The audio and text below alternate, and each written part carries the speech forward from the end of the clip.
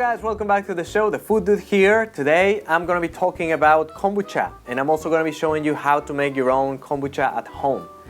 And while I make it, I'm going to be talking about the health benefits of this amazing drink. So to make kombucha at home, it's rather simple, but there is a couple things that you might need to source either in your health food store or online. Online is also a really good way to go for, especially for your SCOBY. So basically what I'm going to be doing today, I'm going to be making a jar full of kombucha. And I have this glass jar right here, it has to be glass.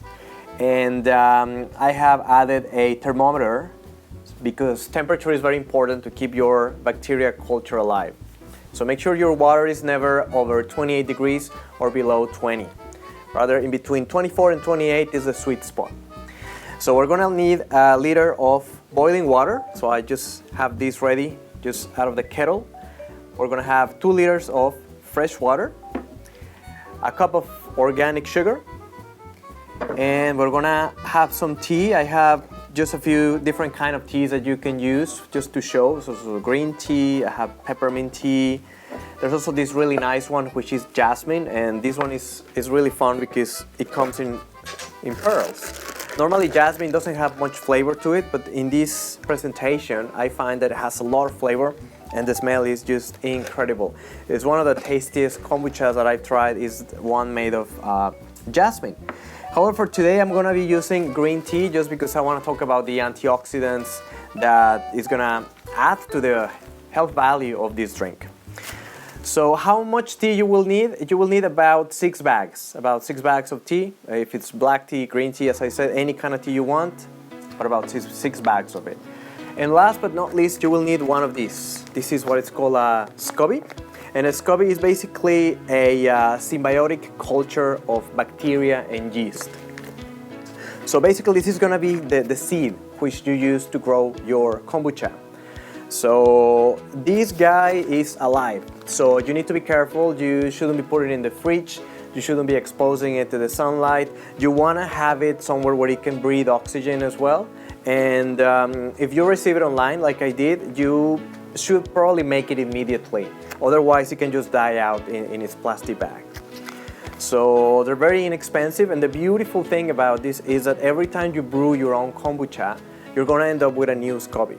And so you could end with a lot of them, but the thing is that you can actually use them to, fertilize your garden. You shouldn't eat it by itself, but basically it's not a toxic product that is gonna harm the environment in any way, shape, or form. Or you can just give it to your friends. So it's just an amazing gift.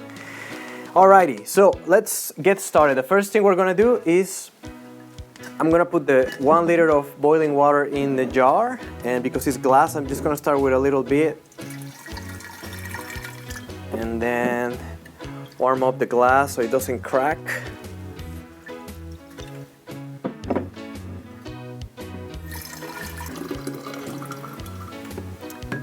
Okay, that's step number 1. Step number 2 is going to be to put your tea bag in it. And we're just gonna let it simmer there for about 10 minutes. So make sure you don't add anything else at this point. You're just gonna be playing the waiting game with your tea right here. So I'm just gonna fast forward here 10 minutes in the future. All right, it's been 10 minutes now, so I'm gonna remove the tea bag off the jar. And then the next step is going to be to add sugar to the mix. So it's 1 cup of sugar. And if you have seen my videos, you would know that I wouldn't recommend to drink anything that has this much sugar. The good news about it is that this sugar is actually going to be eaten by the bacteria and the enzymes in the SCOBY. So ultimately you won't be eating this sugar yourself. So don't worry too much about it. It will have some sugar in the end, but nowhere near as much as this much that was here, 1 cup of it. So the water is still pretty hot, so I cannot add the SCOBY just now. I need the water to be, like I said, between 24 and 28 degrees. So what I'm gonna do is I'm gonna wait for the sugar to be completely dissolved, and then I'm gonna add the 2 liters of fresh water.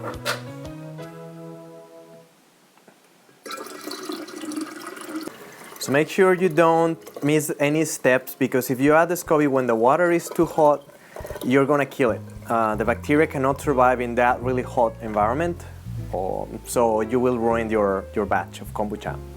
So you probably can't read from where you are, but my thermometer is marking 30 degrees. So I'm gonna give it a few minutes for it to go down to 28 before I put the SCOBY in. All right, so far so good. My tea is now under 28 degrees, so I'm gonna go ahead and add the SCOBY. Now the SCOBY is always gonna be floating in some liquid, so this liquid is quite important. You need to add the whole thing to your kombucha, otherwise it's not gonna work.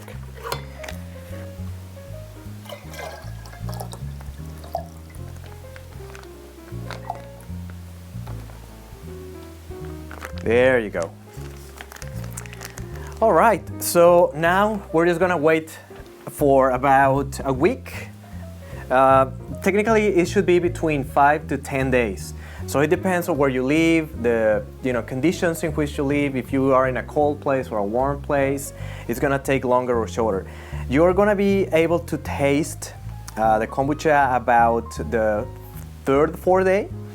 And what you're looking for is a taste that is not too vinegary or nor too sweet. If you go too early, it's gonna be still sweet because the sugar is still gonna be there and the bacteria haven't had the time to eat the sugar. So you should leave it for a few more days. If on the contrary it's too vinegary, it means that you went too far, so you might have to start all over again. So you're gonna try to aim for the sweet spot in between those two extremes, and the taste should be a fizzy, carbonated, apple cider kind of taste. So it's delicious. And as I said, by that stage, most of the sugar will be already consumed by the bacteria.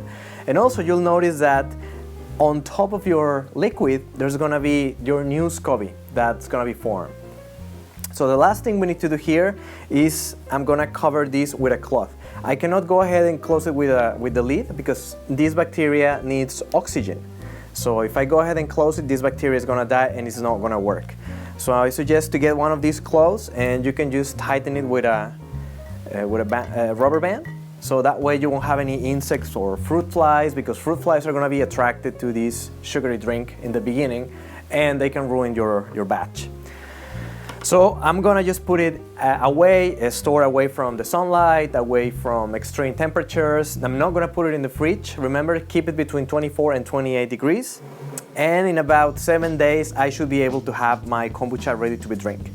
Now, you will have another SCOBY by the end of the process, and you should also save at least 1 cup of your kombucha, because that cup and that SCOBY is what you're gonna need to make another batch of kombucha.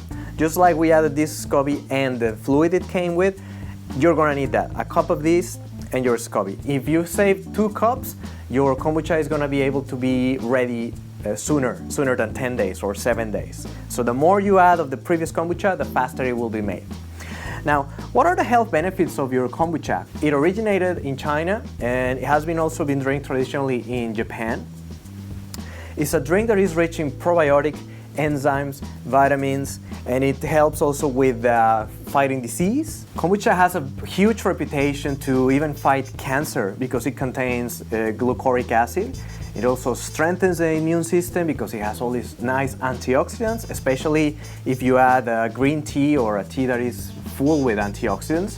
It will help you with weight loss as it contains a substance called acetic acid and also a lot of polyphenols. It will also help you with joint pain because it has naturally glucosamines. Maybe you've seen arthritic formulas in your health food store that has glucosamine and chondroitin. Well, glucosamine is naturally produced in this drink, so that's amazing news. It also detoxifies your body. It helps your liver to do its job better. It cleanses your liver, so you're gonna be experiencing for this reason more energy. You're gonna feel better. Your skin might look better as well if you drink this regularly. So it's an amazing effect of drinking your kombucha. And last but not least, and probably the best benefit that you'll have will be in your digestive system. And remember, if you have a good digestive system, everything else benefits within your body. So the reason it benefits your digestive system is because of the good bacteria that it has. All this nice cocktail of a wide range of good bacteria, but most prominently your lactobacillus and your Zygosaccharomyces, which if you were to go and buy a supplement with those 2 bacteria, you will be looking at spending a lot of money. With this, you should be able to get more than enough to keep your gut really healthy and happy. So for those people that complain that they cannot eat most anything, whatever they eat they get bloated or they go into constipation, diarrhea, or any point in those extremes, you should start getting more fermented foods, and your kombucha will help you get there. So your kombucha is also a good replacement for those people who are still drinking a lot of carbonated drinks, your soda and all those soft drinks. This is a great alternative because this is healthy, it doesn't have that much sugar in the end, and as I said, it combines so many health benefits that it's really a great reason for you to have it at home. Really easy, really cheap, inexpensive, and as soon as you get in the rhythm, you can start making more and more and more, give it to your friends, and if you have too many scobies in the end, remember you can put them as a fertilizer in your garden.